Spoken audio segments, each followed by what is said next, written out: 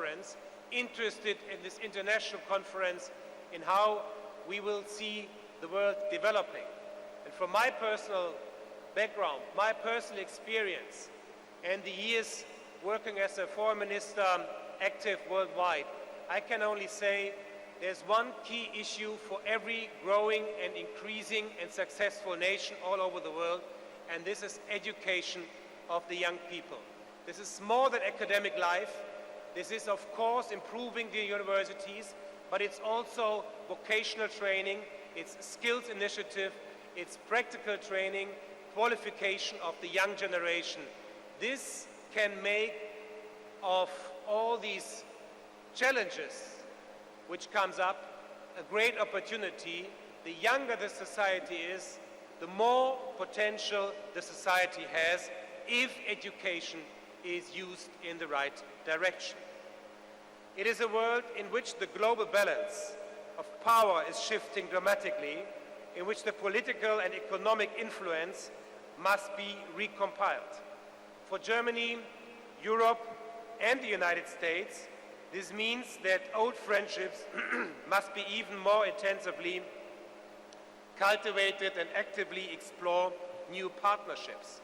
I'm talking about partnerships between equals. When German companies, when German politicians are seeking for partnerships, we are seeking for long-term partnerships. We are seeking for partnerships between equals. This is the best condition and the best fundament for good bilateral development on both sides, to the benefit to both peoples and, of course, to both nations. I'm deeply convinced that we need to open a new chapter in the relations with our neighboring continent. We need to take into account the growing importance of Africa and its increasing responsibility. In Europe, I think Africa is one of the most underestimated continents in our time. Our goal should be to use the potential, and this is why we need, for example, more economic exchange. It is indispensable for the peaceful coexistence of peoples and nations. I believe that close economic ties, investments, trade, and entrepreneurship are key. They create jobs, growth, and prosperity in Africa, as well as in the partner countries worldwide. The growth in many African countries, including Nigeria, is impressive. A new middle class is gradually emerging, and its growing purchasing and bolsters domestic demand.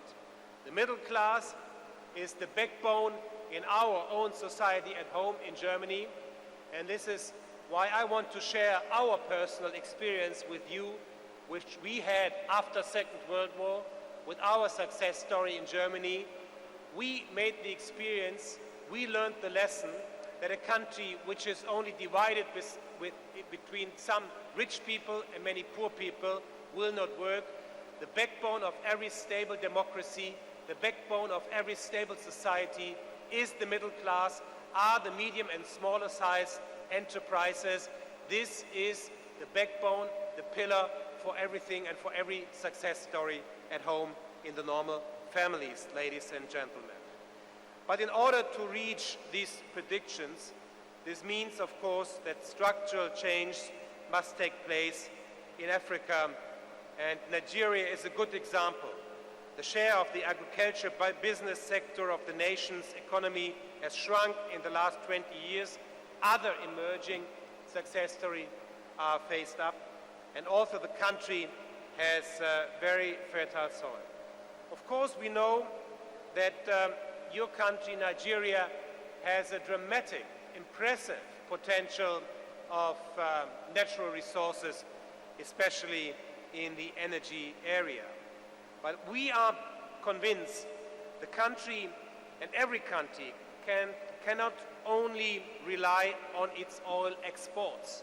This is why we think the diversification in such a successful country is important. Once again, in the area of education, schools, skills initiative, and vocational training, the academic qualification, and of course also in investments, course, we all know that the future of fossil energy is limited. For example, in Germany, we are working on what we call an Energiewende, which means we want to work and we want to focus our efforts more and more on renewable energies, because we think this is also important in one world in which we are living in an economy and in a clean environment. An increasing number of international companies are already discovering Africa's potential and investment locations. We should support these positive developments. We want Nigeria to rise and to prosper. Let me finish my brief introductory remarks, ladies and gentlemen, with one completely different aspect, which I learned and which I saw observed in the last years, working as Foreign Minister of Germany and being member of the Security Council in New York of the United Nations.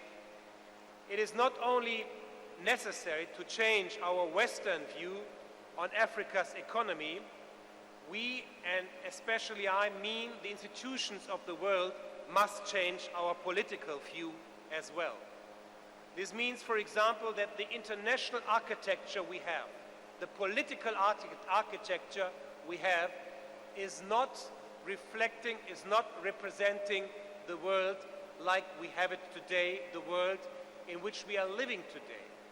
The international security institutions, for example, like the Security Council of the United Nations in New York, they are reflecting, they are mirroring the world like it used to be. For example, the fact that the whole Latin America continent is not represented with one single permanent vote in the Security Council is the world like it used to be, but not the world in which we are living. And the fact that Africa, the whole continent Africa, is not represented permanently in the Security Council, the most important international organization in the world, in the United Nations, permanently, is the world like it used to be, but not the world in which we are living today.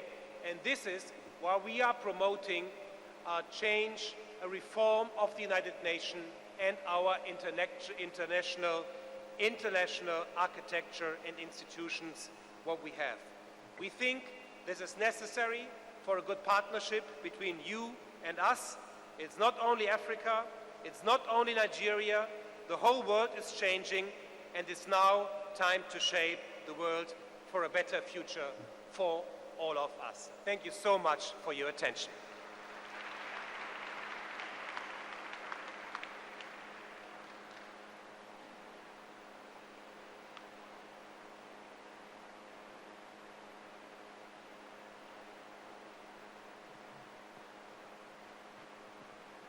Thank you very much. A round of applause for him.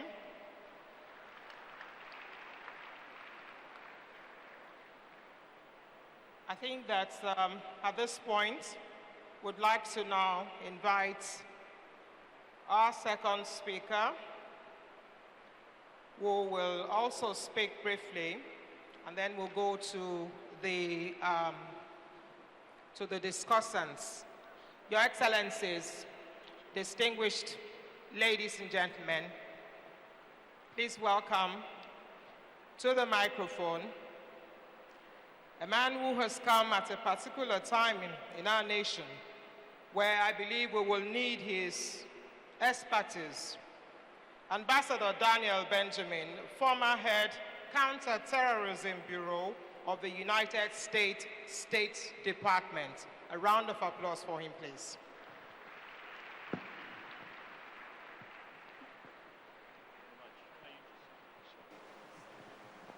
Well, thank you very much. Your Excellency, Governor Amici and Mrs. Amici, Ministers Kouchner and Westervelle, distinguished legislators and officials of the national government and the government of the Rivers State, and distinguished guests, thank you so much for the opportunity to be here today.